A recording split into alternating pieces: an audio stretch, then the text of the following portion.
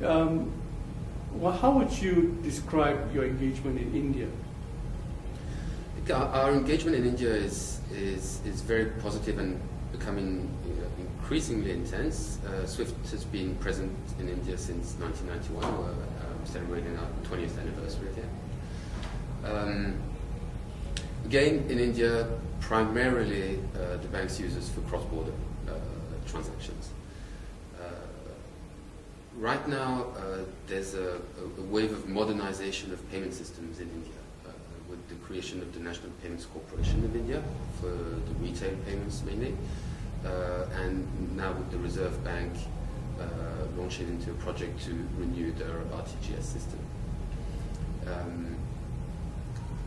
We have here a regulator with the Reserve Bank that is, I would say, extremely forward-looking in really being aware of the importance to the economy and the growth of the economy of efficient payment systems and the public interest in having efficient payment systems.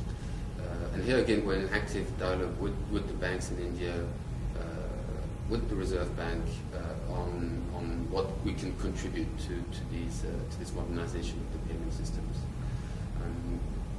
What is really interesting about India is another angle of our engagement here is India, and it's probably an image of broader image of Asia, but India, because of the sheer growth, the scale, to some extent the chaos that goes with the growth and the scale, and the talent that is present in India, is a hotbed of innovation.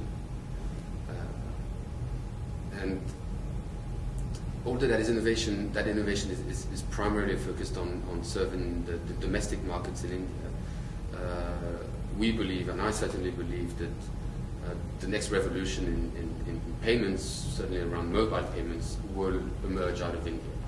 And we want to define how, as a global organization that's not for profit, that's owned by the banks, we can actually work with Indian companies and help market and bring to the world the innovation that's happening here. Right. And how would you describe the role that you have to play in India with the different innovations that are taking place? Are you an investor in some of this innovation? Are you a facilitator of those innovations? And do you see SWIFT incubating a few of those ideas here to take them out and apply them in other parts of the world? All of the above. I would probably use one word, which would be an enabler of innovation.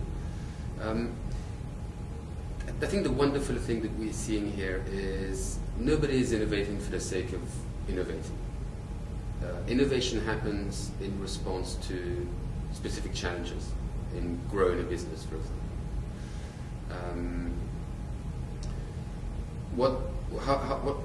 How we see our role is being able to build the framework for collaborative innovation.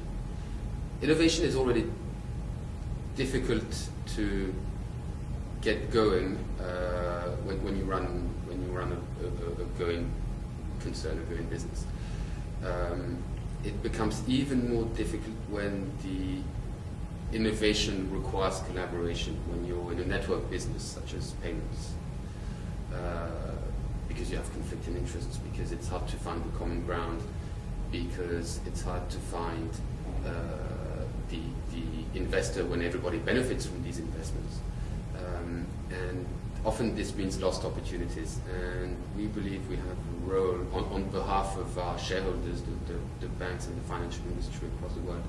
We believe we can have a unique role in identifying and incubating new concepts in the collaborative space and help these move along where they wouldn't if it was left to a less, I guess, structured process. Southeast Asia, as an area, it's multiple countries, small and fragmented economies perhaps.